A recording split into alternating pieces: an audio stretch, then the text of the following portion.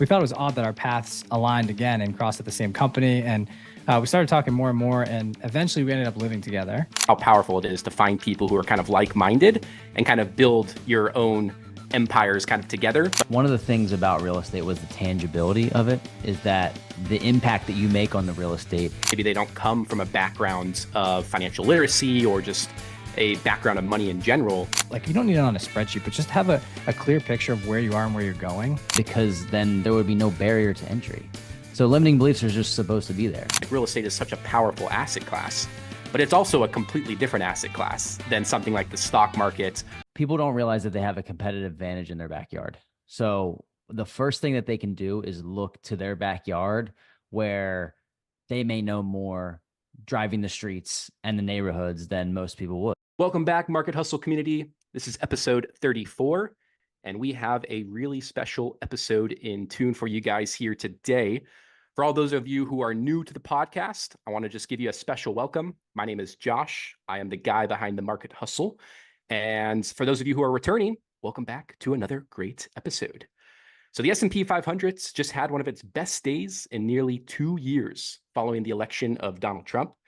And I think it's a good point just to kind of highlight that missing just a handful of the best performing market days, such as today, absolutely kills the compound effect in your stock portfolio.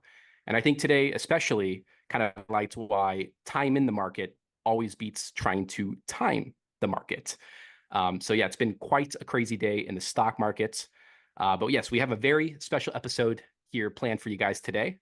Before we bring on our special guests that we have with us today, I want to quickly introduce our two lovely co-hosts. They're back for another great episode. Let's see how they're doing. We'll start with Bafi.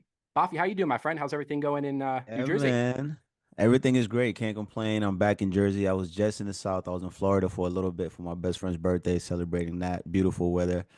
Back up in Jersey, and I'm actually traveling to South Africa on Friday for 2 weeks. So super excited, and I'm pumped for this episode specifically because there's a lot of things to learn and take away from these individuals that we're gonna be collaborating with. So I'm super ready. I got my pen and paper. So everybody tuning in, make sure you're taking notes because these guys are the real deal. That's what I'm saying, man. Great to have you back, Bafi. And just to kind of echo what Bafi's saying, a lot of you have requested more real estate related content with here in the podcast. I mean, Bafi, me, and Pierce, we tend to focus on the stock market side of things, but the guests we have here today have quite the experience in the real estate world. So we're going to be giving you a lot of great insights into kind of how that industry works and maybe how you could specifically get started as an investor in the real estate world. So really looking forward to this one. Pierce, how are things going in Southern California, man?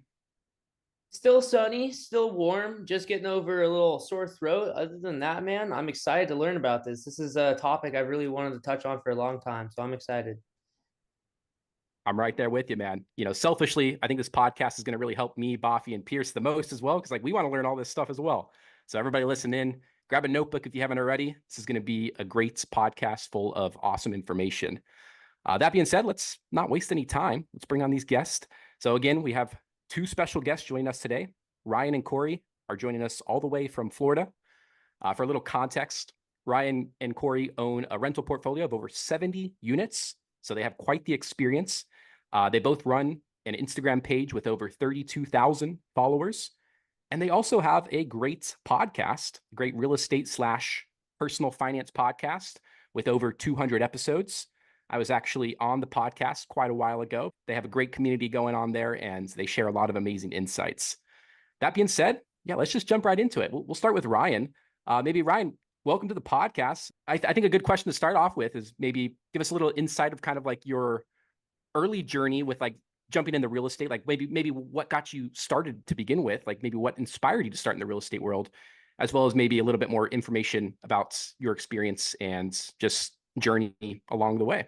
Sure, man. Thanks for having us. Well, I think I can start back to, let's just call it 2018, if you will. So Corey and I, long story short, we met in college. We had an instant connection. We both kind of saw the world in a similar light. And after college, we both started our 9-to-5 jobs.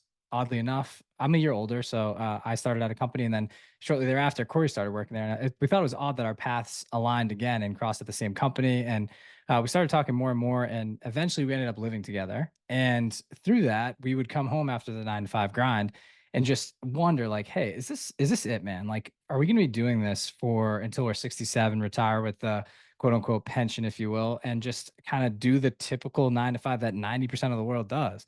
And we kind of both felt like we were meant for something more, and kind of had that like it factor in us, or that fire to do something else. And I think maybe more than a little bit of people in this world probably have that feeling. And so we kind of cracked heads and said, you know what, let's research what 90 to 100% of millionaires do with their money. And I know you guys are really heavy on stocks, but there's also another world out there, and it's real estate and real estate investing. So we both read the book Rich Dad Poor Dad by Robert Kiyosaki, and I think a lot of people that talk in the real estate game have read that book.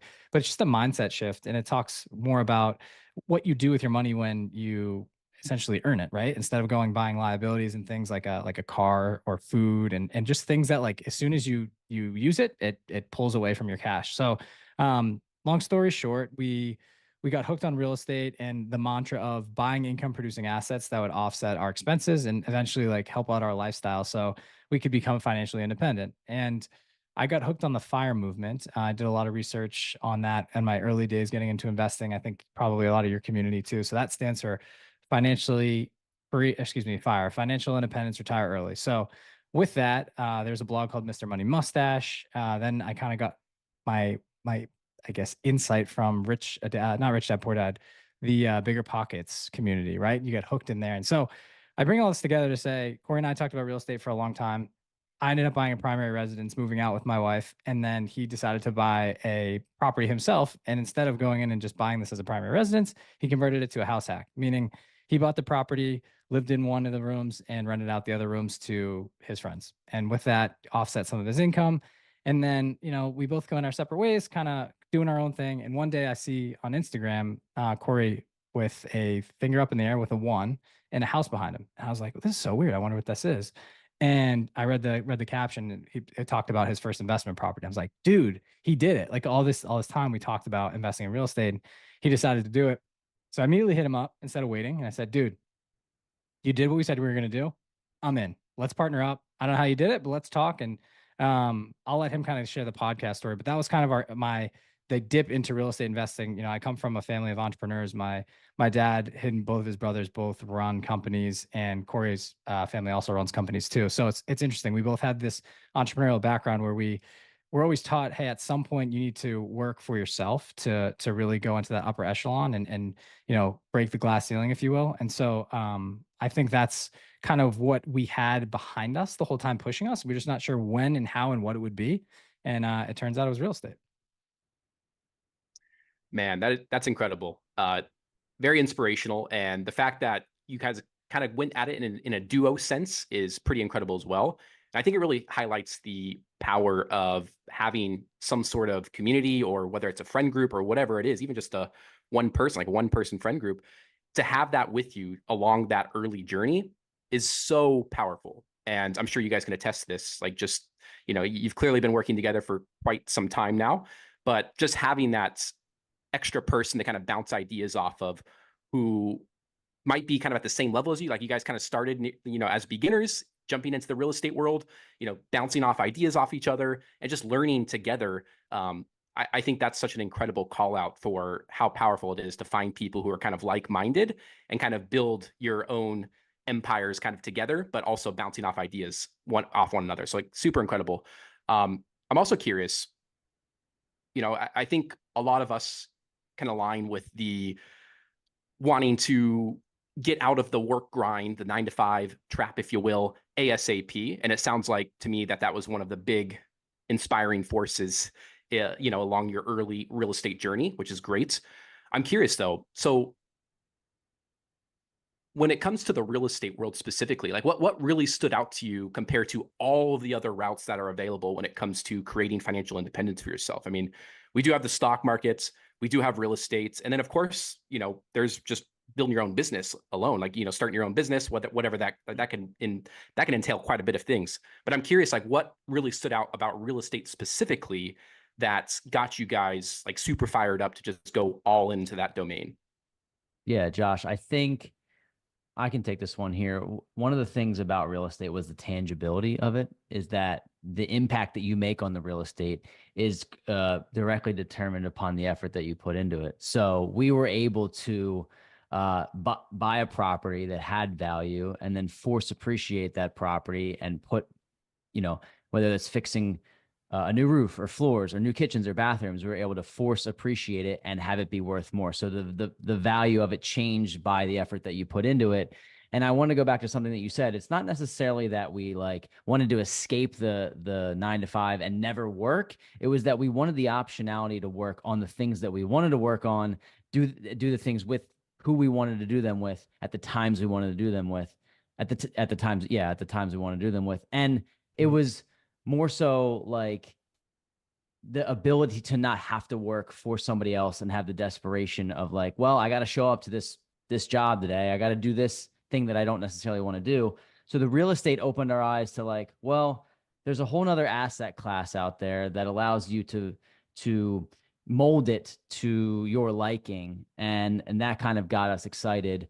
And what we were able to do that along with a sales job that brought us in enough active income that we could use the active income to then go buy more our time back and buy more passive income. And that turned into us being able to teach others how to do the same thing. And I think the biggest impact that we've had or been able to create is watching others grow as well. So real estate for us is more the tangibility, and the benefits of it are tenfold. But the four main benefits that we would talk about are the cash flow that comes from it, the appreciation, the loan pay down that your tenants are likely doing, and then the tax benefits.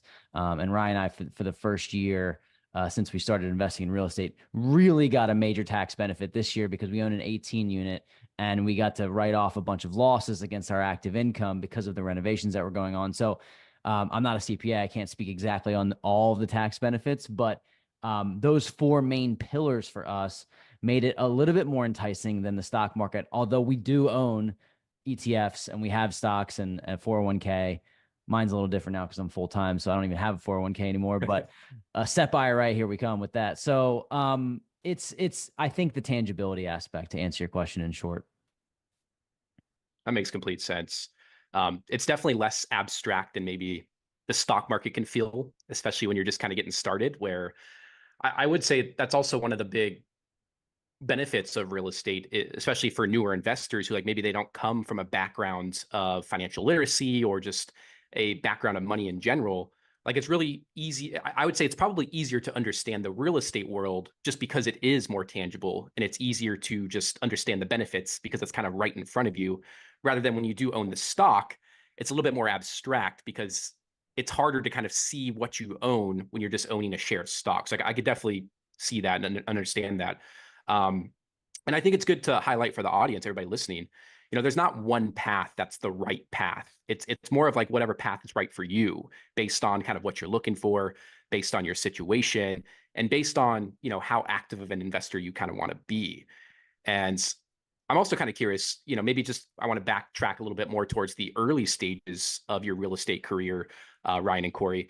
Maybe give us a little bit of insight to just like you're buying that first property, maybe some of the limiting beliefs you had to overcome about real estate in general, because there's quite a bit of people who think, they have to have hundreds of thousands of dollars to even consider real estate. So I'm curious, maybe like any limiting beliefs you guys had to kind of overcome to make that jump into the real estate world and actually get started building up to your 70 unit portfolio.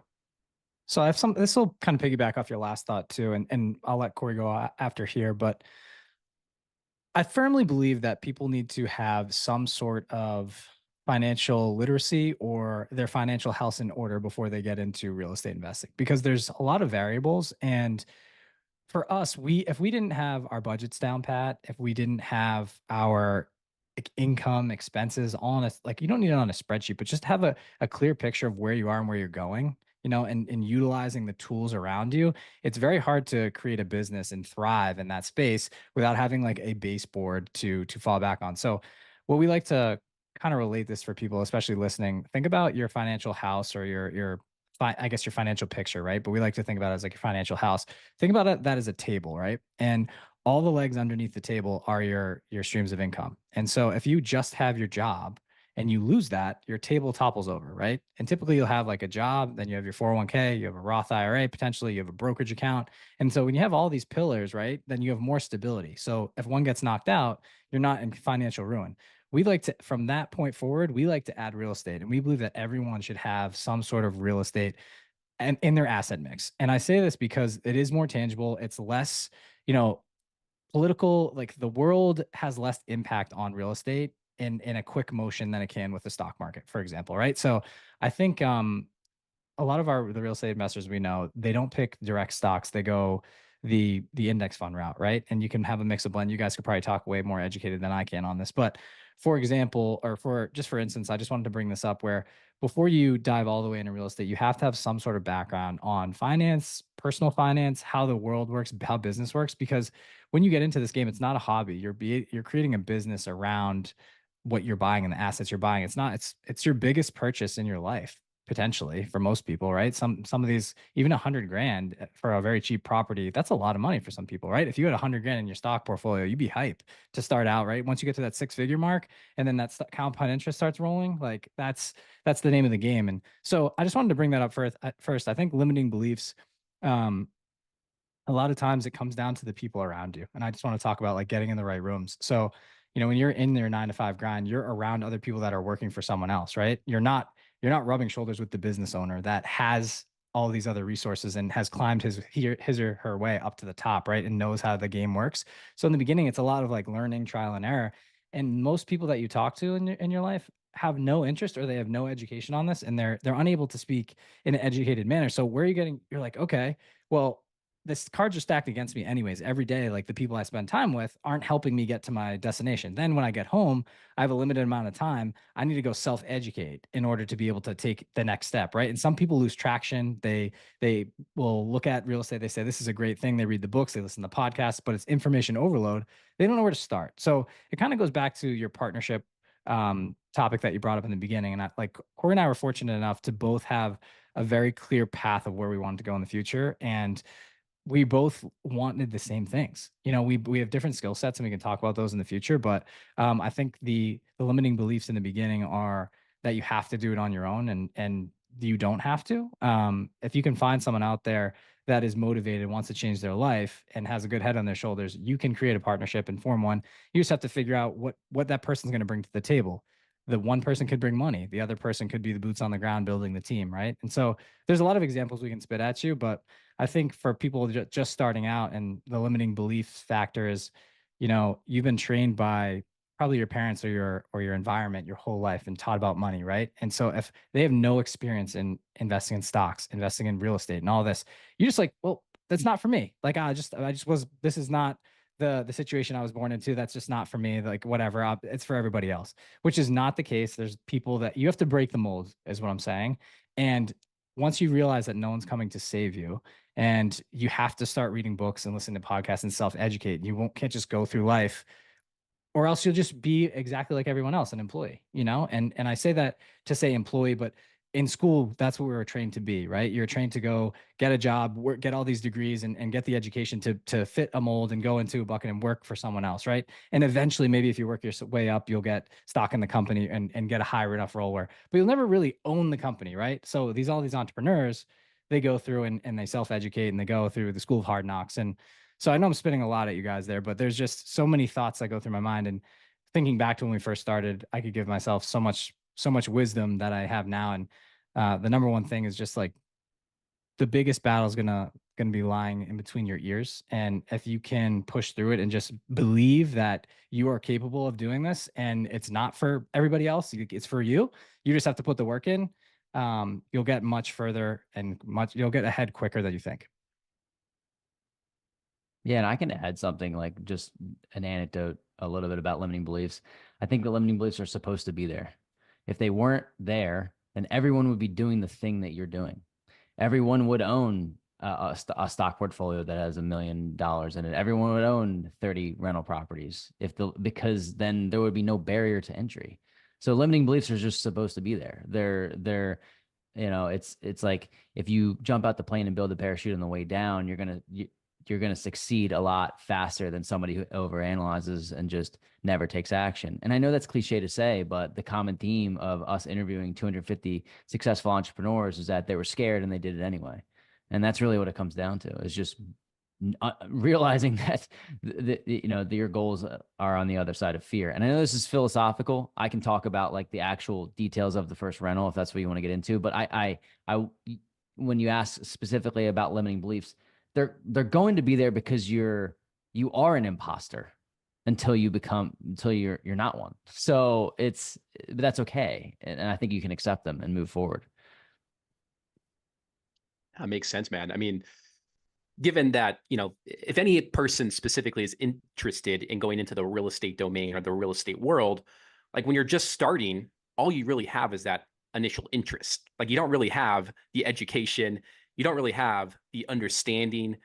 Maybe if you started, like a lot of our listeners, they are more familiar with the stock market world, so maybe they have some of that education, that financial education, and just kind of how the business world kind of operates. But when you enter a whole new domain, like everybody's heard stories and stuff on social media, maybe they've read a couple of books about real estate. And to both of your points, like real estate is such a powerful asset class, but it's also a completely different asset class than something like the stock market, or even just something like basic entrepreneurship where you're running your own business. It's still like its own monster in that sense.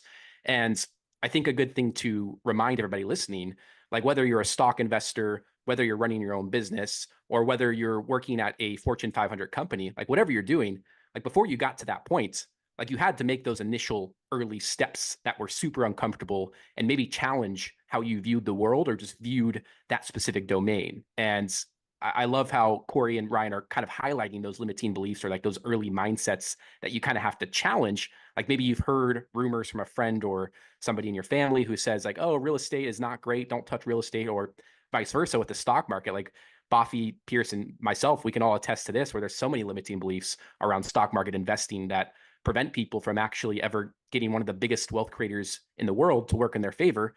And it's unfortunate because it's a lot of people kind of roll their eyes at the mindset stuff or the philosophy stuff, but it's actually pretty damn important. And I'm glad you guys kind of opened with that when it comes to getting started in the real estate world, because everybody wants, a lot of people kind of want things to just happen super quick.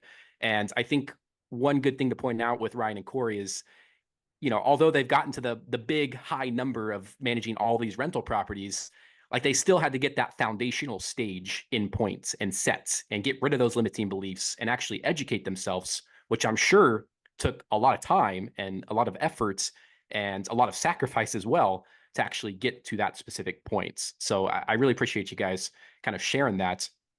I guess just for our listeners who are more heavily invested in the stock market or interested in stock market investing specifically, maybe highlight some of the misconceptions that people typically have about the real estate world as an investment option. Maybe like just the one that you guys see frequently, people kind of overlooking, or just a common misconception in the real estate world. I'd love to hear what you guys have on that end. Yeah, I would say the first one is that if I get into real estate, I'm going to be fixing toilets at 2 a.m. So that's a big one. And I think that now, if you treat real estate like you're playing golf or like a hobby, then you probably will be fixing toilets at 2 a.m. If you don't, quote unquote, train your tenants on like how you have certain hours where this is when I'm able to have a conversation, unless it's an emergency, you hire a property manager that handles, the collection of rent and the maintenance and all of that for you. And there's so many systems out there and processes that you can put in place, tools like Rent Ready and Asana, and like where you can organize, your business. And it is a business. So I would say that I'm going to be fixing toilets, or I don't want to deal with tenants. And I think that if you go into it with the mindset that it's just it's not a business, then that is probably what you'll find yourself doing. And to be honest, when I first started out, that's what I was doing. I was getting calls on Thanksgiving about a clogged toilet that took one extra plunge to actually clean out, right? Like things that just I didn't even know that you could have a property manager. And going back to my first rental property, I bought a rental property for $125,000, and I inherited tenants. And day one, it was raining inside my house, literally. Like I didn't know that you had to fix the windows that looked old, and it was a flood. I got a message. It was like, this is my worst nightmare. I can't believe I made this mistake. Why did I buy real estate? That type of thing, right? But like instead of taking that out and saying like, oh man, this is just not for me. This is for somebody else. Having a couple people in my life that were 2 to 3, 4 steps ahead of me to have a conversation with, they're like, this is part of the game, dude. Like this is just part of it. And that property, 3 years later, I sold for $100,000 profit and put it into another property that now is that same equity is now worth $200,000. So it's the little things like, am I gonna, I have to zoom out, and it's hard to zoom out when you just start. But I would say that buy real estate and wait. It's not a get rich quick scheme. It's a get rich definitely, but you just have to wait. So that's the same thing with timing the market in the stock market. You don't want to time the market. Now, if you're flipping or you're wholesaling, that's another job. That's active income. That's not passive income. That's not buying rental properties, long-term, short-term, medium-term rental properties. So buy real estate and wait. And every single time that you've waited long enough, I mean, I don't know anybody that says, damn, I wish I didn't hold on to that property that I bought in 1996. No one says that. So those are a couple misconceptions, I think. And, you know, some people did get burned in 2008 and they were over leveraged. And that's part of the fortune, honestly, that I would say that we had in starting in 2017, 2018. Like it's, you know, we didn't go through a crash. But we know a lot of people that did, that came on the other side even better. So hopefully that was a couple misconceptions there.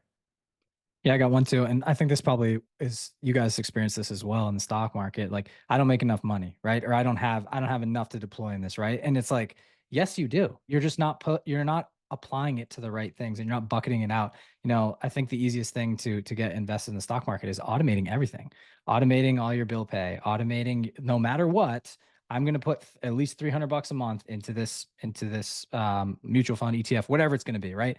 And you can pick the vehicle from there. But the easiest way to do that on training wheels is the 401k option through work, right? You get most companies offer this, then they offer the match. And you guys probably talk about this a lot, but that was my first leg into investing, truly. So I think I want to bring that there, like the world of investing. I was like, what's investing? You know what I mean? And so then you start researching the 401k and like, oh, okay, there's other options. There's also a Roth IRA. Oh, okay, well, potentially I make too much now, so I got to do the mega backdoor. Or there's levels to the game and I just want to bring that up. And then, you know, we had the 401k, then we had the IRA, and then we went into real estate, and then I started my brokerage account. And I was like, dude, I got to crank this thing to 100k as fast as I can, just so my dollars can start working for me. And so I know I'm just speaking your language here, because we're all going through the same thing when we talk stocks and investing. We're just adding a layer to it here with real estate. And what we like is it's tangible, as Corey mentioned. I'm just bringing it back to that. Like a lot of people think that, as I mentioned, that they don't have enough money. Sometimes it's only 3 to 5% down to get into a property. And then once you get into that, let's say, for example, you buy a duplex or something that has multi-levels, do what Corey did. And you could rent out by the room, and you basically are getting into a property for dirt cheap, and you're having roommates pay your bills. And then they're paying down your loan. The property's appreciating over time, and you can stay in that as long as possible. Or you can then use the income that you generated from that, stack it up, and then go buy the next one and move on and recycle. There's ways to stack. There's so many different ways to go about it. But the number one thing we recommend when people are starting is house hacking. And we kind of mentioned already what that is. And so that's an easy way to get into real estate. I'm sure you guys have an easy way to get into the stock market. And then once you get in, you get seasoned. It's just like working out. You guys all understand this. It's putting in the reps. And the reps are not only studying and analyzing deals, right? It's actually going and you have to take the leap of faith. Like you have to go through it. Like to hit your PR, you're going to have to put the 2 plates on and try it at some point. Oh, you get a spotter, right? That's your mentor. So Corey and I, right? Like we had partners, we were gym partners together, right? So we go through this thing and I'm like, okay, I'm not sure if we should try this strategy. He's like, dude, I got you. Stands above me, grabs the weights. We can do it together, right? And so it's just, I think you can even amplify it to a stage further. And I think this is probably for you guys, like for people that are interested in the stock market, you guys are their, you know, whether you know it or not, you're their mentor in a way, right? They're looking at all your social posts. They're like, okay, this seems like the right fit because Josh is mentioning it. He's doing this, right? And so we've kind of found ourselves to be becoming mentors to people over time, and you know, building the community in the podcast. People have been reaching out and they're like asking questions, and we're like, the only way to really do this is to build our own platform and to corral people in. And so that's why we started our coaching program. And I want to bring this up because a lot of people, we were in the same exact shoes as people are that want to get into real estate. Maybe they have their they're listening to your podcast, right? They have the stocks. They have it in a bunch of different vehicles of the stock. They have the 401k, the brokerage, the IRA, et cetera. They're working on other things like, I still have some extra cash, and I'm interested in this real estate thing. Then they start researching, like, whoa, there's a ton of podcasts. There's a lot of books. There's so many strategies. Like, holy, like, what do I do? Like, should I go rent? Should I flip some property? Should I get a long-term rental? Should I go Airbnb? Everybody makes everything seem sexy, right? We aim to drill this down and make it as simple as possible, and we will help you get your first or next, if it's your, maybe second, third, or fourth investment property within 3 to 6 months. And we focus on long-term buy and hold rental properties. We can help you get an Airbnb, but the tried and true is building the foundational portfolio of getting a simple rental property, right? And what happens with that is that you change from someone just investing passively into something where you are now building a business. You're responsible for tenants. You have to screen the tenants. You have to, even before you get them into the property, you have to analyze a ton of deals and learn how profit and loss statements work. You have to know what market you should potentially invest in. So there's a lot of facets. We basically streamed it down to an 8-pillar program where we take you A to Z. And so I say that the only reason we were able to scale our portfolio to the heights that we have was surrounding ourselves with people that had done it before us and did it way more successfully than we thought we could do it, right?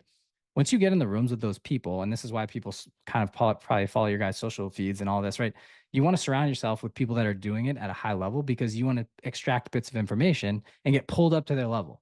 As soon as we started paying for coaching and mentorship, Corey and I spent over 100 grand last year in coaching, mentorship, and bettering ourselves, right? So not only on social media, also for our real estate portfolio, to learn how to become coaches and how to better our whole lives, like from personal finance all the way to balancing social family life. I became a father. So like, there's a lot of things, right? So we're covering all these aspects because we realized as soon as we put ourselves in rooms with other people that were doing great things or we're already at level 10, we just get pulled up. Like it's that organic growth, like the universe does it for you. And so I say that to say the people that are listening to the show, keep doing what you're doing and find ways to get in touch with these gentlemen that are hosting this, because when you surround yourself with these people, that's the way you're going to elevate to their level, and you're going to extract more information than you would ever think outside of the books. It takes being around the people and then taking the action in real life outside of just putting your nose in the book. So I know there were a lot of thoughts there, but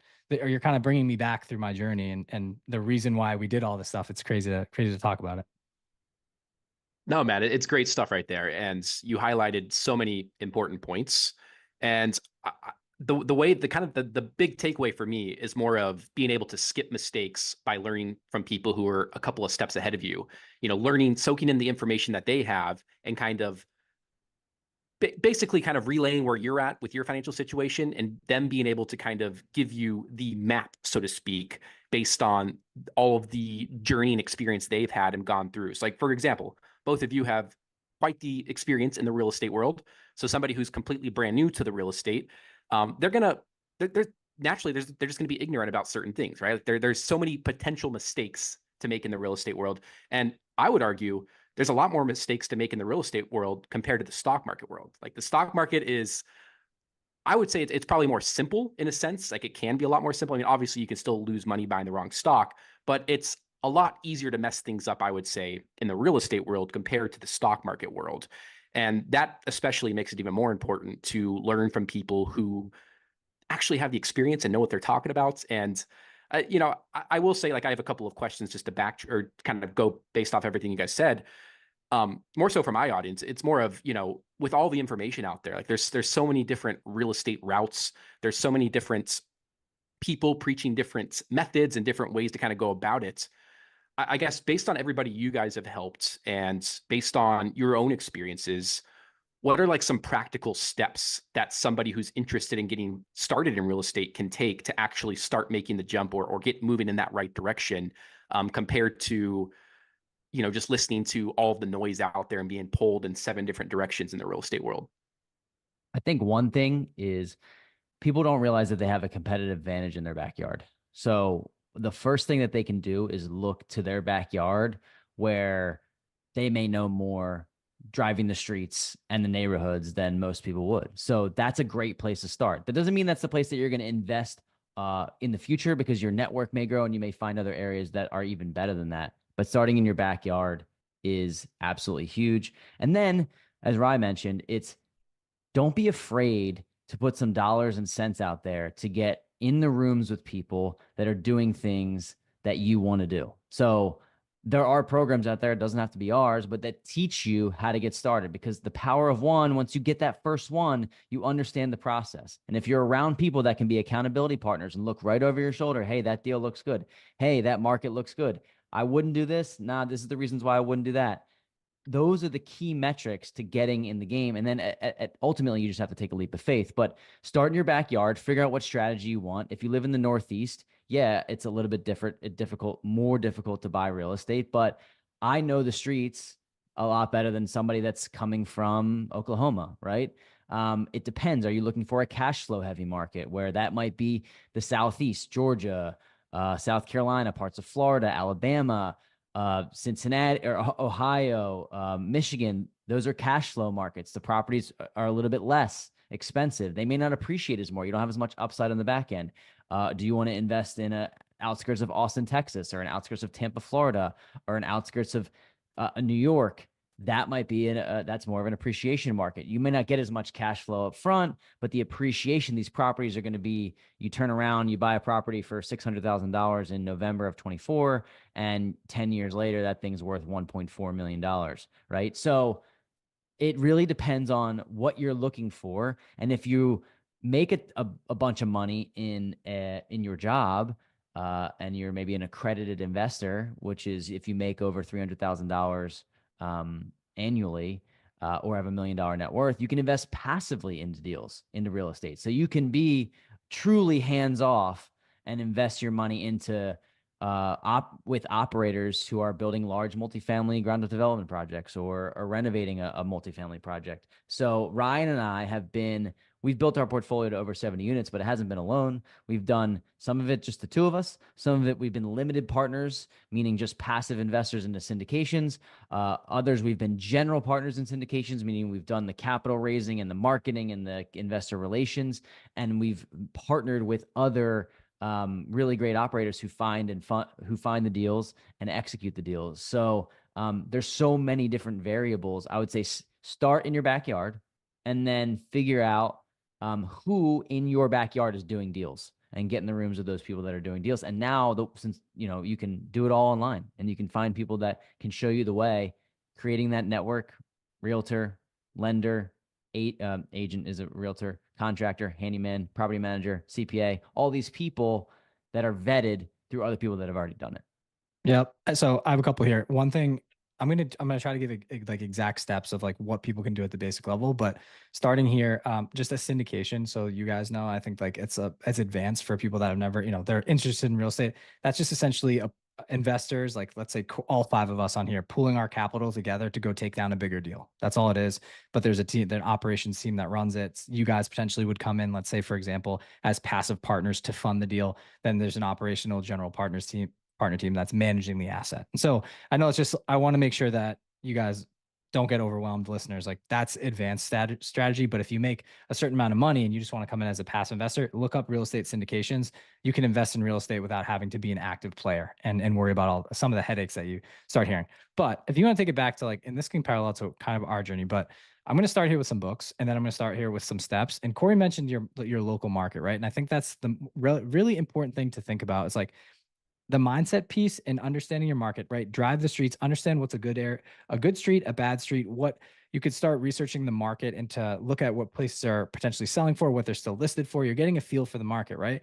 Then you're also getting into these local real estate meetup groups. Go into these groups that are local to you, whether let's just say Bafi from let's just say Jersey, right? Okay, there's a South Jersey real estate meetup group. Those guys are awesome. We already know some of the people there. There's ones in Philly, right? Wherever you live, just make sure you're putting your roots there. Even if you're not an investor yet, you want to get into real estate investing, go in and say, hey, not an investor yet. I want to provide value. What can I do for you guys that'll help drive your business forward? People will start giving you and teaching you the game. So that's organically, but on what you can be doing to change your mindset, start here. Every real estate investor we knows have done this. Read Rich Dad Poor Dad by Robert Kiyosaki, step one. Then you're going to get hooked on the idea of buying cash flowing assets or income producing assets. You're gonna be like, okay, I'm ready. Next book you read, the book on rental property investing by Brandon Turner. It's a blue book. It's unbelievable. It's the step A to Z on how to buy a property and a rental property, how to analyze markets, how to analyze deals. It's great. We used it as our Bible to start. Next book, Yellow Book. It's the book on managing rental properties by Brandon Turner and Heather Turner. Then, and these two people, Brandon was the former host of the Bigger Pockets podcast. We just soaked in all the information. He was like our mentor without knowing it, right? We just listened to him every single day, taught us the game. Then I decided to read his book. After that, Corey and I paused. We read the books. We said, okay, let's go do it. Now we had the knowledge. You need to go then do it. Go start analyzing 100 deals. There's calculators out there. So here's what you're going to do. You can use our calculator if you'd like to. You can come to drop us a DM on Instagram where it's our handles at Wealth Juice Official. Happy to give you the calculator for free. But there's also calculators online. Google rental property analyzation calculator. There's a million of them. You can also go to dealcheck.io. It's an AI feature, and it's going to teach you how to analyze deals. You also are going to go to YouTube and type in how to analyze a rental property in 2024. There's a ton of videos out there. There's your knowledge base, right? So you have the A to Z how to buy a property. You have an A to Z how to manage a property. You're already knowing you're supposed to be in the market. You're getting around the key players. And then now you have to spend your time. This is the homework that most people stop because they think I don't want to, when I get home from my 9 to 5 from 6 to midnight or whatever it is, I don't want to be analyzing deals. I'm too tired. Great. Then get up earlier, get up at 5. And when your brain's chugging along, have a coffee, start your day, start analyzing deals. The only way you're going to do it is getting familiar with it and putting the reps in. And once you're here, you're in a great spot. Now you're familiar with real estate investing. You're like, okay, I understand the numbers. The first person you need to put on your team is a real estate agent that is investor friendly. And we have a list of questions we could go through. I don't want to bore your entire podcast with all the questions, but it's really in the weeds. I can send it to whoever you guys need. We built this out. But basically what it is there's so many weekend warrior real estate agents out there, right? Where they have a 9 to 5 and then just on the weekends, they're working for real estate to make some extra cash. That's not who you want to be around. You want to be around the hungry real estate investor that is a real estate agent that is an investor themselves. They have a portfolio. So that way they know how to analyze deals. They can help you in the market, but then they also work with real estate investors as well. Because if they're working with real estate investors, they have a group of people that are already analyzing deals and they know what a good deal is, right? They have buy boxes. And so that way it's just going to help you get more familiar with what's going on in the market. You're like, okay, well, if so-and-so is buying that, then why is that? Is it for this strategy, this strategy? But I say that that's your key player and every other person on your team will flow in that first deal from that real estate agent. They'll have the lender for you. They may have an accountant that you can use, a contractor, a real estate attorney, insurance agent, property manager, all the above. It just flows right down from the real estate agent. So that's your key player. And then, you'll get into the next stage is like going into making offers and acquiring the property and closing. So I say that to say that should be a basic, quick 3-minute what you should do to get started if you're looking to get into real estate investing. That's exactly what we did. And then we were able to scale by, trying everything at least once. We tried an Airbnb, we tried long-term rental, we tried the syndication, tried it all. We found out what we liked and we found where our superpower was. And that's kind of how we've been able to scale.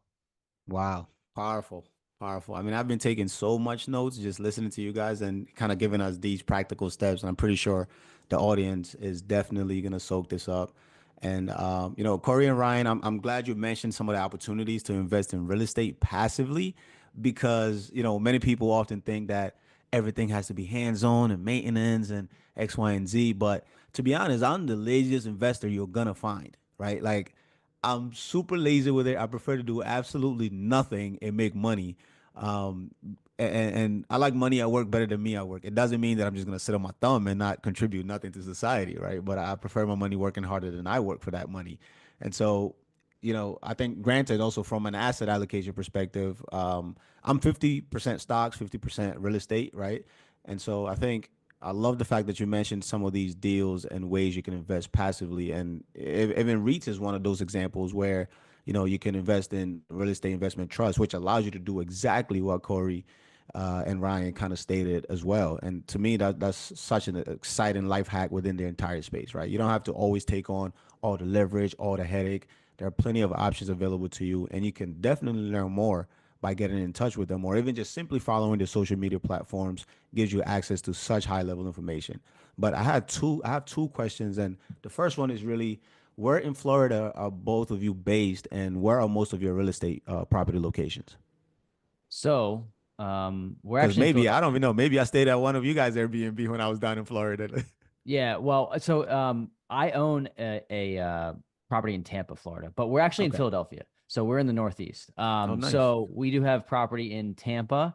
Hmm. We have property in South Jersey, uh, New Hampshire, the Pocono Mountains, and Arizona. We have a ground up development project. So the property in Tampa I bought in the past about 18 months ago. I rented out as an Airbnb. I love it down there. It's more of a lifestyle play. I go down every now and then, but the property does very well. I have a great management team, and I'm able to manage it from afar. So it's great. I'm not sure if that answered your question totally, but because Yeah, no, yeah, it definitely does. I think it touches on just the diverse experience you guys have in being in different markets, right? Because, you touched on Philly. I'll be in Philly at some point towards the end of November, so who knows?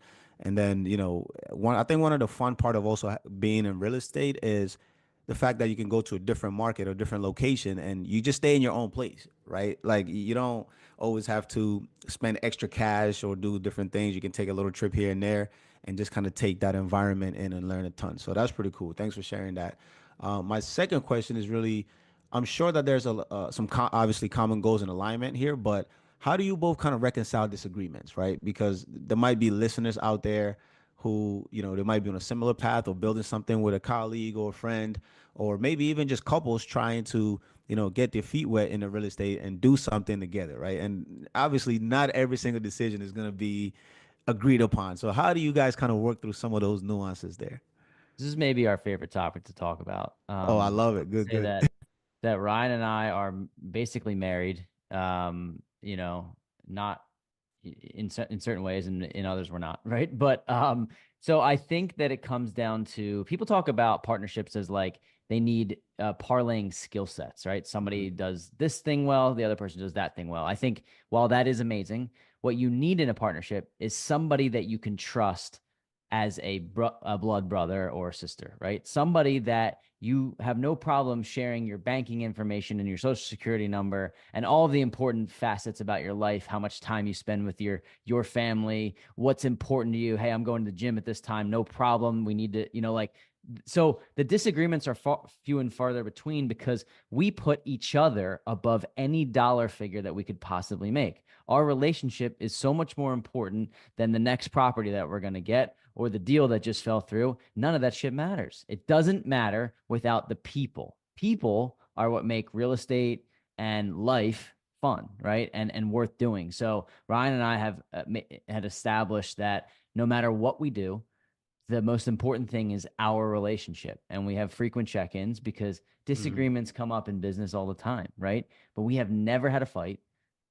We've probably gotten annoyed with each other and know exactly how to exactly how to deal with that annoyance. But I think that the the dealing with the disagreements is just understanding that this person has my best interest no matter what. I don't want to lose Ryan's money more than I don't want to lose my own money. So that's really my answer there. But to go back Mhm. really quickly to your ask about property in different areas, I just want to give a parallel for people. So owning property in different geographical markets, say in the United States, is similar to diversifying your stock portfolio, right? Because when people say the market is crashing, well, what does that mean? In a stock market, that may be true over the S&P 500, and a lot of a lot of stocks are going down. In real estate, the Austin, Texas market is so different in so many ways in the Cincinnati, Ohio market, and there's no broad spectrum of saying the market is crashing. So it's now, there is some global catastrophe that could affect the entire thing, but having property in Tampa, Florida and Phoenix, Arizona, there's different migration patterns and different people coming in and out. And so all of those factors allow us, once you get to a certain point, you build it in your backyard or build it in one location, then you can diversify to others so that you are in ways mitigating your risk. So I just wanted to touch on that. And then Ryan, I'm sure you have some things to say about partnership in general. Yeah, the partnership's very interesting. We've been told our whole lives that and partnerships don't work, right? And so I can see that happening for a lot of people, right? And because there's so many factors in life that happen. And I think one of the just a prime example of one that we recently heard, and it's not I don't know if you would really constitute as a partner that Corey and I are a partnership that are, but we have a friend who bought a property, an Airbnb with his brother-in-law, right? And they were like, hey, let's go into this deal together. And fast forward, this place is churning. It was an Airbnb that's making a lot of money, over 100 grand a year. And our buddy, the investor, was kind of like almost like a therapy session. Be like, dude, I don't know what to do. Like, here's my situation. The brother-in-law wants to go buy a primary residence and needs the money from the property.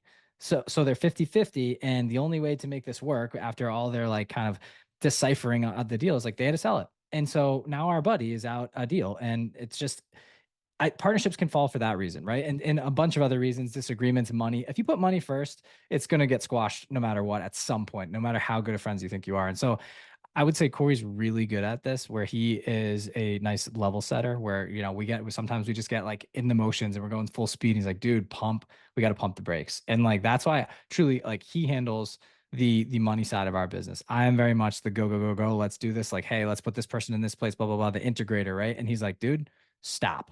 Like, we have X amount of money we can use this month. Let's do this. And it's good because the checks and balances. You can't have one guy trying to go a million and then the other guy going a million, you lose all your money. So Right. it's a good way of checks and balances to also analyze deals in different types of ways. And there's a couple more books. I think it's the one that I'm alluding to is called Traction by Gino Wickman. And it talks about there's two people in a partnership, or the two roles that you're looking to fulfill. And one is the visionary, right? And that's the person that has the big ideas. And then there's an integrator where the person is like the guy with the big ideas. It's great, dude, but you're not going to get anywhere unless you get someone, that cog in the wheel, that's going to go take the action and put this system together and just nose to the grindstone. And I say this, when you start, you're every role. You have to be as a business owner, right? But as you grow, we're like, okay, Corey, you kind of fit this mold, and like Rye, you kind of fit this mold. So like we branched off and we divide and conquer now. So he handles certain sides of the business, I handle others. He's more of the money side, like the handling the books, and then also analyzing the deals, double checking. I'm more of putting the systems in place for us to succeed and making sure that we have the right butts in the right seats. We are like the email automations, the CRM, the other things. And like, just, it's funny because you would think those will all be the numbers person, but they're not. Because we're both, one thing that we're really both good at is cultivating relationships and sharing our story and getting people to like the thing that we're talking about, and just bringing a room together and lighting up a room. So we don't have to work on that really, like as much effort as it takes for the other stuff. So that's why we really had to like, okay, dude, let's put this on paper. Who's doing this? Who's doing what?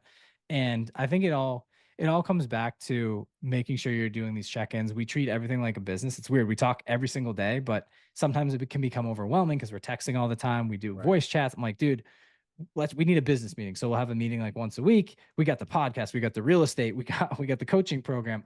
I'm still managing my W-2 at the same time. And it's like, whoa, I also had a kid. So we're just like going through the thing right now. And if we didn't have each other, it's so much harder to go through this game alone. And like the lone wolf mentality, which a lot of people get, is like, well, I want to soak up all the profits myself and I want to do this myself. It's like, good luck, buddy. Like it's you can do it, but it is tough.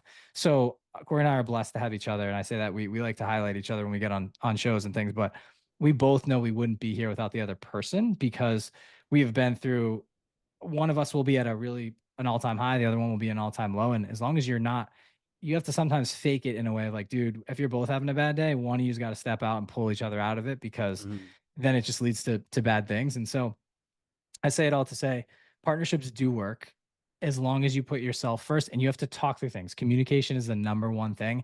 If you're resentful, if you have passive aggressive tendencies and things, it doesn't work, because your friendship's bleeding into your business, and it's all affecting everything. I think the last thing I'll say on this is it's really powerful to have a partner, to understand that it's not just, this is, let's say, you don't have any kids, you don't have a wife or anything. It's just you in the world, right? Having someone else that is reliant on you, or anything you do impacts them, is a strong motivator. So I know that like decisions I make, they're not only going to impact me, but they're going to impact Corey and his money and his future and his eventual kids, right? So it's like, it's powerful stuff where it's like, this has to be the right decision, but also we only have one shot at this life. Why are we taking so much time on this one? Like for a certain thing. So it's like, just we have to push forward.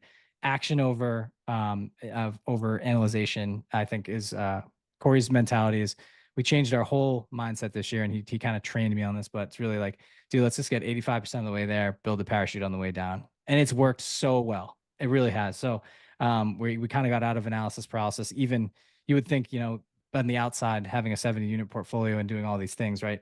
everyone's going through shit, man. I say that. Yeah. Hope, sorry if I'm not allowed to cuss here, but I know You're good. people, No, right? you're Like, good. You're good. all right, cool. Like, every single person listening to this, no matter how great their life seems, is going through something, and it will impact your business at some point, and it'll bleed in, and you just have to have that cornerstone relationship, the foundation where it's people first. Corey, last example I'll give you is the Tampa property, right? He kept saying, "I bought this property, right? I bought this property." We were going to go on a property together down in Tampa. Corey was analyzing deals. Like, dude, I really think Tampa market's something I want to get into. I was a little hesitant. I was like, I'm not sure about Florida, blah, blah, blah. But if you want to do it, I'll do it, dude. Like, just if you put it together, I'll fork up the cash, whatever. As long as it's a good deal, pencils out. He goes down one weekend, builds his, he already had a team down there, but he's like circling the market, finds this really good place. And he and his girlfriend basically tell this great story to someone that's selling the property. The property had gone up like 30 minutes before they went to see it, end up getting the deal, right? And he calls me and he's like, dude, not from the property, but he comes home and he's like, he's really like, he seems sad on the phone. I'm like, dude, what is going on? Like, I know something. He's like, dude, I just like don't know how to bring this up. I'm like, just lay it on me, dog. Like, we'll get through it. What's going on? What did I do?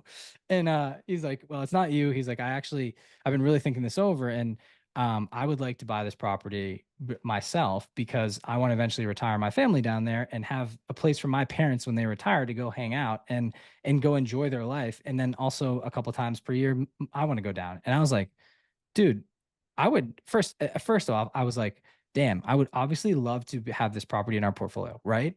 But then the second aspect of it is like, why would I ever try to take something away from his journey, right? We're not going to do, it'd be crazy to think we're doing every single property together. And he's always wanted this lifestyle play to be able to work remote and be able to have a beautiful place where he's working and with the laptop in front of the pool and the things. I'm like, dude, I know his vision. So I'm not going to take anything away from that. I was like, dude, I love it. You should do it. Go take it. He took it down. But I think some people, for example, if it maybe a different type of partner would have been like, oh, dude, I can't believe you would cut me out of that deal. Or like, I thought we were doing everything together. Whereas I was like, dude, it's all good. And he's done that for me too on other things. It's like, it's one of those things where it all goes back to communication and looking out for the other person and don't put yourself first all the time. And if you always go into a room with a handout, it's not going to work out for you. And we've learned that giving everything away for free and just pumping out information, which you guys are doing, especially Josh on the Market Hustle, like, dude, it comes back full circle. Karma is a real thing. The more good you put out into the world, it comes back to you tenfold. Corey and I have gotten 5 to 10 more deals from that Tampa experience and meeting people, and we're starting to build our portfolio with another person that he met down there. It's like, come on, like you can't beat it. And so I just think about this stuff all the time, and you got to look out for the person that's looking out for you. And I just wanted to hit you with that story because partnerships, they can work. I want to debunk that. It's not easy, but they can work. That's fire, man. I feel like we're witnessing a true Shaq and Kobe duo here right now, and it's kind of nice to see just for like an analogy perspective from all the range and spectrum of up and downs and the highlights, the lowlights, And I think it's something that we really appreciate. And on this podcast, we're big on transparency, right? Because there are many podcasts or others out there that will only kind of highlight the one side of the coin, which is basically the benefits and the advantages, but that can also be misleading, right, in other ways. And so the fact that you guys are comfortable in sharing, some of the challenges, lessons, and how you collaborate and problem solve, that's inspiring because that's what people need to see, right? There's so much information out there, and if everything looks like, hey, it's just easy and simple and straightforward, it's kind of setting them up for failure. And so you guys being able to highlight the challenges in the back end of it, that is huge because it's very relatable. No, I mean, my best friend is in real estate. A good mentor of mine is in real estate as well. And I'm glad that they at least share some of the difficulties and stuff that they face, right? Because it's not easy. And anything easy is for the most part not that valuable anyway. So partnerships do work. I agree with that. There's going to be up and downs. And so whether you're doing something by yourself, you're working with a company, a property manager, you're trying to build something together with your partner, understand that you want to be patient with each other, learn to understand each other's strengths and weaknesses, build that trust, have good communication channel. And over time, things smooths out and works itself out. That's fire. Love it. Appreciate you. Yeah, man. And I think the success you guys have built up to is pretty evident based on how you guys kind of operate. Like the partnership you guys both have, it's built on communication, but it's also built on, understanding the human side of things as well, not putting money first, putting the relationships first, which is such a powerful thing to highlight right there. And what's even more interesting to me is how both of you really do treat this like an actual business, which I think this is a misconception I notice when people think of real estate investing, where they think like, hey, I'm just going to buy 5 rental properties. It's going to be completely passive. I'll just hire somebody to manage it and I'll go on living my life. But like, you guys are really making it 3D for the audience, which I think is super powerful of how much this involves operating like a business, right? Like it's not a single player game. It's a multiplayer game. And if you treat it that way, that's where the success comes into play. Like that's how you guys have gotten to the point where you have 60 plus properties in your rental portfolio, because you're treating this like an actual business rather than like a side hobby or something like that. So like, I think that's super important to point out for everybody listening, is that you're not just going to get to the massive portfolio without actually having real strategy in play. And I really appreciate you, Ryan and Corey, for actually highlighting that and making that 3D for the audience here. There's one thing I do want to touch on, because I know we're getting close to that hour mark, but there's just, you guys have shared so much great information, so many gems. This is going to be a great podcast for our listeners who are interested in real estate to re-listen to, because we've just put out so much information here. But I'm curious and Pierce, maybe you can jump into this. More of the people who are interested, like maybe they live in LA or maybe they live in a big major city and they're interested getting involved in investing in rental properties, but they're just not really sure. Like maybe they want to get into Ohio, like the Ohio market, or somewhere in the Midwest. Like what tips would you have for those people who are interested in investing in like some rental properties, but maybe not in their home states? And I'm sure Pierce have some follow-up questions for this, because I know this is something he's been kind of considering.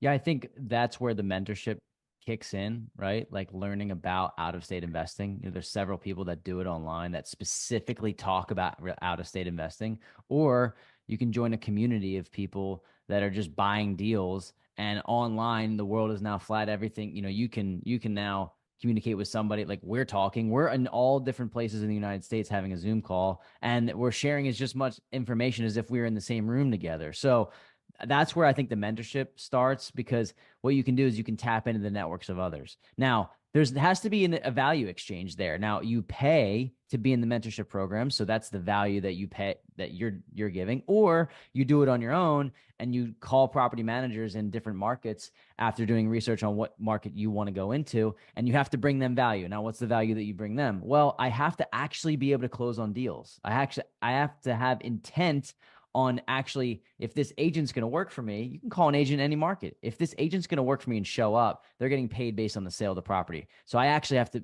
be serious when the deal comes up in the buy box that I talked about and actually close on it. Now, I would say use the internet, use social media, follow the right people, go through content and see, get on calls with people. There's a lot of people who are willing to give information away for free. And then join a mentorship. That's 100% what I would recommend. If we would have had mentors when we started, our unit count would be 300, not 70. And I'm not ashamed of where it's at, but I just know how much further along we would be if we had the people that we are striving to be like for those other people who are starting. Yeah. And I think what I gave earlier, that the step-by-steps and like starting with the books things, it applies for out of state as well. Like look at half of our portfolio. We told you we're in Philly, right? So we don't have anything in Philly. We have one. I mean, Corey's place is in Philly. My primary is in Philly, but like we're in Jersey, we're in New Hampshire, we're in Florida and Arizona, right? So those are vastly far away, like way different from each other, all different markets. And so to Corey's point, it's getting around the right players, but you need to, what I would say is the reason why he mentioned starting in your backyard is because the local market, I think outside of LA, right? Because it's a very expensive market. So other people, this might apply a little bit more directly to them. Like getting in your local market allows you to do things on training wheels because you can go show up to the property and check it out, right? But when you're doing out of state, you have to put a little bit more trust in other people. So that's why it comes down to making calls. And I think that's what people are afraid of. Like, don't just hire the first agent you get in touch with, right? Ask that agent questions, then go find 5 more. And people aren't willing to put in the work. It's like building out a spreadsheet and putting the agent's names and the information and what did you like about them? What did you not like about them? Because it's kind of like buying real estate or buying a stock, right? It's you win when you buy, right? And it's the same thing with the right person. Like your whole deal rides on finding the person that's going to go and like how do I say this? Like build your portfolio up with you. And if you find an agent that's just not getting you the right types of deals, and it's just going to delay your progress, right? And the lender, right, if they put you into the wrong loan package, then you could potentially stunt your, third, fourth, and fifth deal, depending how far you want to go. So there's levels to the game. I'll say for getting out of state, follow the same steps that I mentioned to you before, but then also, as Corey mentioned, get in the right rooms, but also the market that you want to get into, right? Find the players in that market. Who are they? What are they investing in? And they will give you they're not going to give you their entire team, right? But if they give you one connection, you can make the 6 degrees of separation, as they say, a little bit. You can squeeze the gap on that, and you meet one other person that meets another person, and then eventually you may fly out to that market to get a lay of the land. But I'll tell you, you're going to be driving around and be like, what am I looking at? Like, we've done it. We're like, okay, like I kind of get it, like I bet this is my first time here. So there's ways to analyze markets, and we could spend another whole hour on that. So I won't bore you guys with that, but really taking time to analyze the market. Is this thing going to appreciate over time? Is this a market strictly for cash flow and the properties are not going to appreciate? What's your strategy? Do you want income coming in for a month, or are you looking for that, holding your treasure chest and just looking to sell that property in 10, 15, 20 years and make a big lump sum, right? So many ways we can go about that. I hope it helps a little bit, but you can follow that same roadmap that I mentioned. But it's think back to like who, not how. Who can I get in touch with in that market? They will be able to spider web and like kind of let you infiltrate the market and start soaking up knowledge there with boots on the ground. That's super informational. I appreciate that. One thing that I'm not really familiar with is residential investing in real estate. I'm familiar with agricultural and commercial. And I'm curious, is that something you guys are going to try to get into later on in life as your portfolio grows?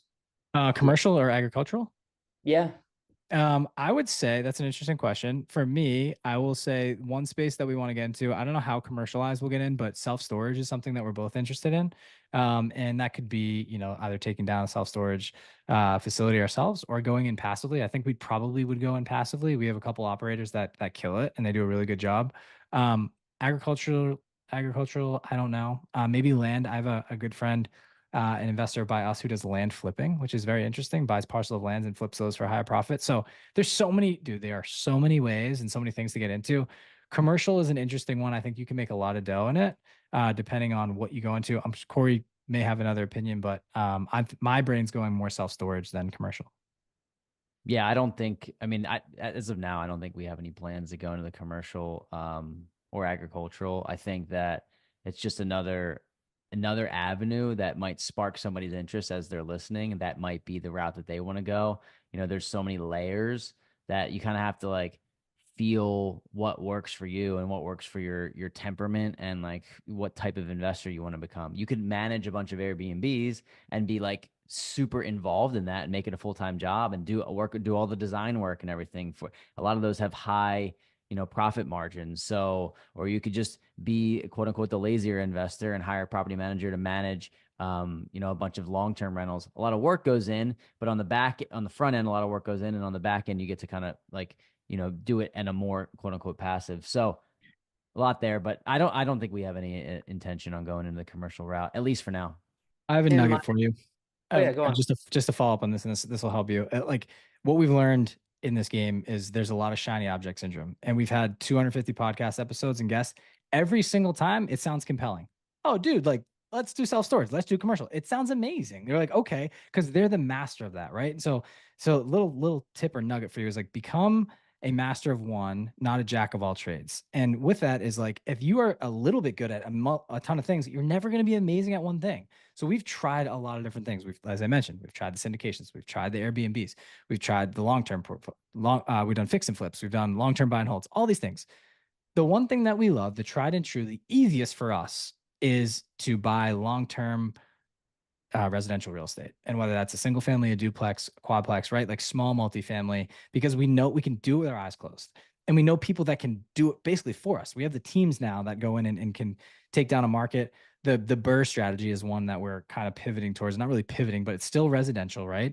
It's a buy, rent, refinance, rehab, and repeat. I think I hit them all. And so essentially what we're going to be doing is buying a property undervalued. We're going to have a hard money lender fund 85% of the deal, a private money lender, maybe a friend or family member, fork up the down payment, and then renovate this thing. Hopefully it appraises for a certain amount, do a cash out refinance to pay back our lenders, and then Corey and Ryan have a rental property for hopefully no to low money down, and then just keep repeating the process. So that's also another lane, right? Though there's just so many. So, but for us, I don't want to get muddy the waters with commercial and all these other things, because we tried that with Airbnb for a while, and we realized we were the front desk of a hotel basically, and the reviews constituted, we could have an amazing place, but one bad apple gives you a crappy review, and dude, the algorithm in Airbnb pushes you to the 20th page and you have an amazing place. You're like, okay, so this is a computerized program we're playing with. Once again, I have to master Instagram, and then I have to master Airbnb, right? It's just another thing. So I'll get off my soapbox. The answer to your question is, we are now, it took us a couple of years to kind of try these things out, and we found what we really like, and we're sticking to long-term buy and hold. We might mix a couple burrs in here to get into properties without having to save up all of our cash, right? Go low and no money down. And then our teams that we have built out on the East and West Coast, they take the big multifamily deals and they're managing them. We bring in investors to invest in those deals with us to take down deals together. So those are our lanes, probably staying out of commercial and agricultural. This was awesome, dude. I listened to the bigger pockets money podcast with Scott Trench and Mindy Jensen, I think is their name. Mm-hmm. I've been listening to that for like 2 years now, and this is just, dude. I don't know if you guys have been together yet, but you guys need to get on a show together. You guys would absolutely kill it. Thank you. We had Jay Scott on a couple of years ago, and then Mindy we have not had on, which we'd love. So our goal. It's funny that you guys are so gracious enough to have us on the show. Like, we're doing our goal here is to do this big podcast tour. I think I mentioned this earlier in the show. It's like, for so long we've been just the guys asking the questions, soaking it in, and we're like, at some point we're like, wow, like we have a story to share now, right? And it's cool. Now we have a community that we built, and it's so cool. So now we became the guys that we were interviewing, which is so interesting. And so it's something we wanted to do, and I think getting on shows like that, right, bigger pockets in general, like other things, like those are who we were listening to. So that's a goal for us for next year, to definitely get on bigger pockets. The money show would be fun too, but we're really shooting for the big show. We don't want to be on the rookie show. We're like, let's do it big and let's get it done. So that's a goal for us. Keep killing it, dude. That's awesome. Thanks, man. Appreciate it. Ryan and Corey, I really appreciate you guys taking the time to come onto this podcast. I mean, you guys have shared so much great information. This podcast is definitely one to re-listen to, probably a couple of times if you're brand new and you're kind of have somewhat of an interest in the real estate world. So I really appreciate you guys taking the time out of your busy day to come onto this podcast and share with our community all of the lessons and some of the tips and tricks that you've learned along this journey. And for the Market Hustle community, I'm sure you've noticed a lot of similarities when it comes to some of their higher lessons when it comes to what they've really learned and soaked in and applied to their investing journey in real estate, where they are more of the buy and hold long-term, great quality real estate properties, which really aligns with the Market Hustle philosophy of buy and hold long-term quality stocks. It's the same kind of concept, because just like what they mentioned as well with the shiny object syndrome, there's a lot of that in the stock market too, quite a bit of it. And it's very easy to get distracted with some of the fast money stuff that looks very fascinating, looks like it's super sexy, looks like it's going to make you a millionaire super quick. But a lot of the times that stuff is not as glamorous as it seems when you start to dig down into the details and the nitty gritty of it. So I appreciate you guys really making this all 3D for the audience and just showing what has led to both of your success, because you guys have clearly built quite the real estate portfolio. You've helped thousands of people on social media and through your podcast, which is incredible. So I really appreciate you guys coming on to the podcast, because I do think like our higher level values when it comes to the philosophy we speak on are pretty much aligned, just in different domains. So I appreciate that. I am curious. I do have like kind of one last question before we completely wrap up the podcast. Who would you guys say, if you had to like just paint a picture of a person, who would you say real estate would not be for? Like maybe they have a mindset, like they're kind of considering getting involved in real estate, but based on your experience, based on all the people you've helped, based on all the people you've interviewed, who would you say should maybe avoid real estate? Maybe like their mindset or traits or specific financial situation. If you kind of had to highlight somebody who's not ready to get in real estate, and you would suggest to kind of step away or not get involved with it. Do you want to go or you want me to go? I would say somebody who, and we've had conversations with these people. There are people that are like in credit card debt or have maybe you can do obviously do this with student loan debt, but somebody who doesn't know how to manage their own home is not going to be able to manage another person's home. And that's what you're doing. You're managing somebody else's, either their home or their experience with Airbnb. And we still love Airbnb, by the way. It's not our main focus from here on out. But I would say if you don't have your personal finances in order and you don't have an allocation, or you're not disciplined, like a discipline is a major factor, because this is not going to happen overnight for people. So there's been people that we've had conversations with that have, a few $1,000s and they want to come into our program, and we kind of tell them, listen to our podcast, listen to our YouTube, soak up some knowledge, save up some money, stack it up, and we can help you teach you how to do that. But you got to have your personal finances in order before you can invest. And that's who I would say should stay away from real estate, because things happen all the time. We've had properties burned down. We've had, floods. We've had things that you have to come several $1,000s out of pocket for on the flip of a dime. And so being prepared on the back end would be crucial. Yeah, I would say to piggyback off that, if you're down to your last dollar, right, or in negative, that's real estate's not, I say it's not for you now. I don't want to put the limiting belief out there again for people to say, hey, this isn't a right fit for you as a person. It's a not right fit for your situation right now. It eventually could be, right? And so I think it's digging yourself out of whatever hole you're in, or getting your financial house in order. I'm going to drop another gem here. I'm on a roll tonight, boys. So another book for people to read, and it's a basic one, but I love it. I Will Teach You to Be Rich by Ramit Sethi. I don't know if it's on your list or not. It's basically a 6-week program for people to get their financial house in order. We have a couple people that reached out to us and wanted to come in the program. I go, guys, you're not quite there. Oh my man, there you go. Buffy's holding it up, baby. I think mine's like right around here too, right behind me. It's unbelievable. So we are cut from the same cloth, bro. I love it. It's such a good book. I go back to it all the time. There's little nuggets in there. Teaches you about automating things, how to leverage credit cards, how to pay off high interest debt, and then how to get into the stock market. But like automating the system. I never thought I was this guy, but I'm really the systems guy. Like if things aren't going in a flow, I'm like, I feel out of whack. I'm very OCD in things, and like if things aren't lined up, I'm like, I feel cluttered. Like something's going on. Someone's got to do it. Yeah, someone's got to do it, man. Yeah. So I don't know. I blame my mom. She's got this shit too. But I will say this. It is very helpful as you go through this process to, before you get into real estate, just get your financial house in order. As Corey mentioned, if you can't manage your own house, your own financial house, right, your own P&L statement, you're not going to be able to manage a real estate portfolio, because it's a business. You're going to get discombobulated, probably lose your shirt. So it's not that it's not a right fit for you forever. It's just not a right fit now. Soak up the knowledge, right? And get in the game. I said another easy way to get in the game is like, if you can go give your services away for free, right? And what I mean by that is like, try to provide value to people, to real estate investors that are doing it at a high clip, or someone that you want to be like and eventually be on their level. There are so many things out there. And I'll just think about social media, for example, right? There's probably so many really high level real estate investors that are horrendous on social media, but they would love more leads for their business and more like a window into what they're doing. What if you're amazing at social media? What if you know how to cut videos? What if you know how to film videos? What if you know how to start a podcast? What if you know you're a graphic designer? There's so many things you can do right there to leverage your skill sets. Be like, hey, I'll do this for free. I just want to be around you. You teach me the game, I'll hook you up. And so it's just a nice way to get in, because it's a value exchange. It's not money. And then I tell you what, people that are super successful, that I know they're limited on time, but when they see a young, hungry entrepreneur and someone that's really trying, they're just going to feed you, man. I'm telling you, there's something about it when you get to this level. We've all found that, like, we ask questions like, dude, I'm just like, I've mastered my craft and I just want to give back. I see you hungry. You guys are hungry. You're asking all the right questions. Like, we were there.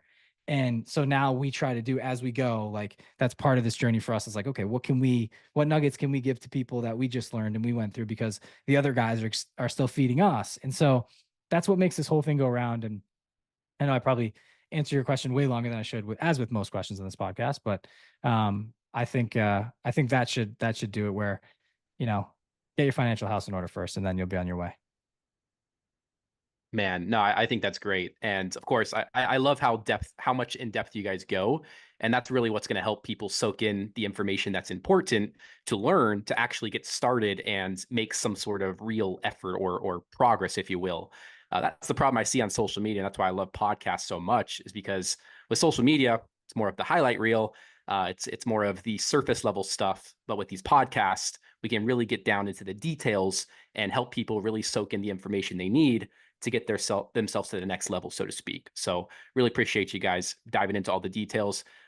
We touched on so many different things in this podcast. And again, it's super easy if this is like the first time you really even thought about real estate. I'm sure it's a little overwhelming. So like the first step is, that's normal. It's normal to feel a little overwhelmed if you're getting all this information. We went through so many different things. So if you have to, take the time to re-listen to this. Definitely take the time to follow Ryan and Corey on their social media page. They have a lot of great information on there, as well as their podcast. They have over 200 podcast episodes, which are absolutely amazing. So if you want to dive into this even more, make sure you go check those out. Ryan and Corey, why don't you let the audience know where they can follow you on Instagram and the podcast as well, just so they have that. Yeah, sure. So we are at Wealth Juice Official. That is our Instagram handle. That's where we spend most of our time. We have a YouTube channel. You can search The Wealth Juice, and then the Wealth Juice podcast is we release an episode every Wednesday, soon to be twice a week. I don't know. Oh, this is coming out in the next couple of days. So by the new year, we're going to be twice a week. We have a bunch of episodes stacked up, and we're constantly learning, changing, growing, and trying to bring new information to people, as well as our coaching program where we teach people how to buy their first or next. So that's where you can find us.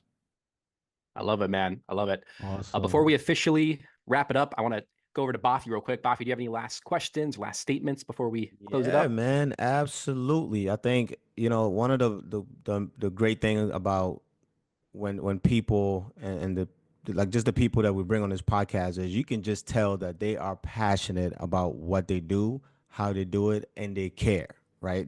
I mean, Corey and Ryan not just giving you like bullet points or some chat GPT searched answers here. This is their real life. And so, as we always like to put it, this is not about your money, it's about your life. And they gave us incredible amount of time, knowledge here. And I took quite a few notes. I want to see if I can kind of summarize it a little bit in a way that is palatable to our audience. And so I'll kind of run down 6, I would say, major takeaways real quick. First is personal development, guys. That is big, right? Right out the gate, they mentioned Rich Dad, Poor Dad. And that's a book that resonates with many of us. And one of our pillars here on this podcast is continuous learning and investing in our own development. And already you can see that from Ryan and Corey's story, that's a common theme amongst wealth builders, no matter what the asset class is, right? So investing in yourself includes reading books, podcasts, right? Coaching, mentorship, services. And I'm speaking from experience. Sometimes you simply need someone who can provide you with palatable value unique to your situation, right? Sometimes the book might just give you more of a universal umbrella or some guardrails and things to rule of thumbs and stuff. But there are things that are specific to your situation that they can provide you way more value on. Second takeaway here is really options, right? You want to have flexibility to do what you want, when you want, where you want, how you want it, right? And successful people continue providing value, building, learning, and growing. And that's one of the most beautiful things when you execute the wealth building process through assets such as real estate and stock market alike, right? Corey said it, they've been able to buy their time back and help others also live that dream, which is extremely rewarding and being able to pay it forward. So that's part of the things that this podcast strive to provide for all the audience and everybody as well. Third takeaway is have a financial plan. And this is something that Josh and I definitely hammered down, and you guys definitely doubled down on that as well, right? Ryan stated why budgeting is important, why you want to have a solid foundation and on personal finance and how you can operate like a business, right? And why you want to have some legs for your table, because I mean, you do not want to try and build a mansion on the table with 2 legs or 1 leg. I mean, that's just recipe for disaster. And then next is community of like-minded individuals, right? The great thing about this podcast is that we bring on subject matter experts, in this case, real estate specifically, and they have evidence, track record, that have served many people to improve their lives. And sometimes it takes a simple podcast episode or a DM or a follow to accounts like Ryan and Corey, and literally taking advantage of all the real estate knowledge that they have compiled over the years. I mean, that's one of my favorite things here, because all their mistakes and pitfalls you get to benefit from without having to actually make them and hurt your dollars, your pocket. You know what I mean? So you can leverage their experience. And it's one of my favorite sayings. I'd rather learn from others' lessons and mistakes than my own sometimes. You don't have to do everything yourself. You don't have to reinvent the wheel. You'll be surprised what a little bit of investment in yourself can literally catapult you and help you avoid a ton of pitfalls. Next is long-term investing. We emphasize the importance of having a long-term outlook, looking at the bigger picture and holding your assets for long term. And obviously, the longer you hold, more money you make. It doesn't only apply to the stock market, it applies to real estate as well. Lastly, diversification, which is a concept that we tend to kind of touch on quite a bit when it comes to the stock market. But here again, you can see it is a similarity thing here in real estate, and it's very applicable. And just to put a bow on it, be scared and do it anyway. I mean, you know, when you look at all the successful people and the winners, there's a common theme, and I just highlighted 6 of them. And the bow on top of all of that is they are human, just like you are. You might be afraid. They were afraid. I was afraid. You know what I mean? We're all afraid. Still am. But the cheat code, exactly. The cheat code is to get to where you want to get to, you're gonna have to take steps, and it all begins with one. And this episode could be that one. So don't take anything lightly. Everything has serious value. Even a penny has value. Thanks for the Beautiful breakdown. summary. Beautiful summary, Bafi. I love it. I love it. Pierce, how about you on your end, my friend? Do you have any last questions or statements for our lovely guest here today? Might be time for me to buy my first piece of property. We can Let's help. do it. We know, Yeah. we know a couple guys. Yeah, we a got some guy. connections here, Pierce. Yes, sir, we do. I love it, man. Well, hey, Ryan and Corey, again, I really appreciate your time. I know it's late over there on the East Coast, so thank you for being flexible and making it to this podcast to share with our lovely listeners the information and experience that both of you have worked hard to gain. I can't thank you enough for coming on here. Again, Market Hustle community, make sure you give them a follow. We'll leave their social media handles in the description, the podcast description. So go check that out there. And as always, if you have a few minutes, if you got any value out of this podcast whatsoever, whatever podcast platform you're on, go leave us a 5-star review, leave a quick comment so it pushes our podcast out into the podcast universe and helps more people get to find this podcast, and then also allows us to bring on more great guests like Ryan and Corey. So I appreciate you all for listening. Ryan and Corey, thank you for coming on this episode. Pierce and Bafi, thanks for coming back for another episode as co-host. And we'll see you, Market Hustle community, again next week. Have a great rest of your night. Bye-bye.